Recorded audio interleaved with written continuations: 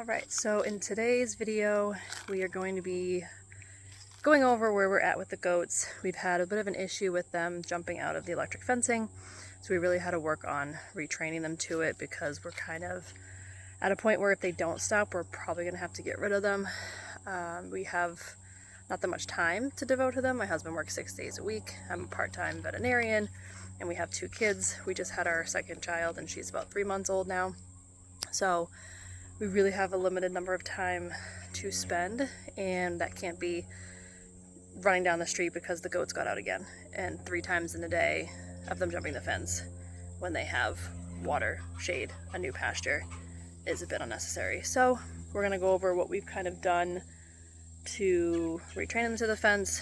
Today is the first day they are currently out on the new pasture, so hopefully we are at a point where we have fixed things, and we'll show you the kind of new things that we've added. So let's go see. So they're back out on pasture now. Currently sunbathing. I promise she's fine, she's just sunbathing. So first thing we did is we had to put them in a permanent enclosure. So we used this barn over here, and then we set up this electric goat fencing on the inside of the corral to start with. So it's open now, but they had access to go in and out of the barn. It's where we had fed them hay. This was all grass initially, so we had them set up in here, and then we did a 2-strand single line fence, which is what you can see at the top strand here. So we set that up at about nose height for the tall ones and then nose height for the kids, and we put that on the inside of the goat fencing and only electrified that, so it was hitting at minimum 8,000 volts, if not more. Our reader only goes up to 8,000. So we set that up and tried to get everyone to touch it.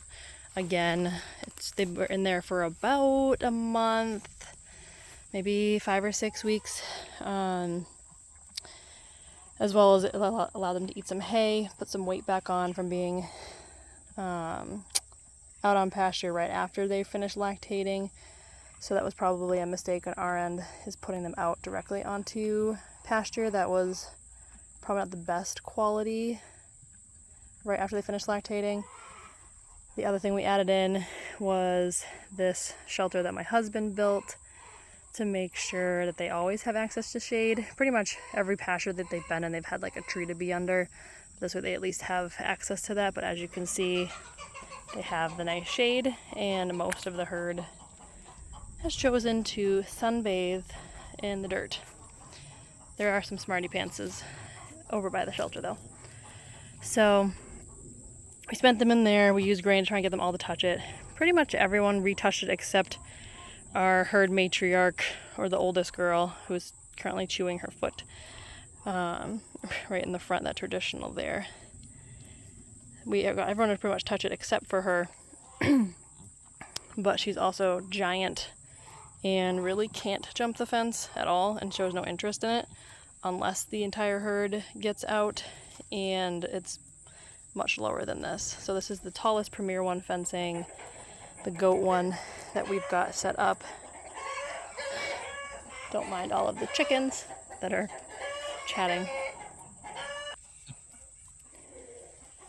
So now that they're out on pasture again, the big thing that we added in compared to what we usually do is this top strand of single wire poly wire at the tallest height. So that's actually, I think, 2 or 3 inches taller than the actual fencing, and put it more on the inside, because the main issue we're having is that they're jumping it, and by they're jumping it, I mean the one with the halter. The red doe with the halter in the back is the one that is able to jump it from a standstill, and that wire is what they've all pretty much touched. That's been extremely hot, and we thankfully got her to touch it pretty much in the last week, which was perfect because she was almost going to be freezer camp if she did not behave herself or get sold. So we're hoping that that works. We have the halter on her because we were initially going to work on trying to tie her down into the center of the pasture by the shelter, but that's going to be very difficult to make happen safely. So the halter seems to kind of chill her out a little bit. The other big difference that we did is we expanded the netting. So instead of using 2 of the 160-foot nettings from Premier One, we're using 3. So we're hoping that also giving them more space will be helpful. The other thing I want to add is giving them electrolyte, water, as well as regular water to see if that encourages them to stay where they're at. And then we've got the little shelter here. So they've spent some time inside. Everyone looks like they're much better body condition now.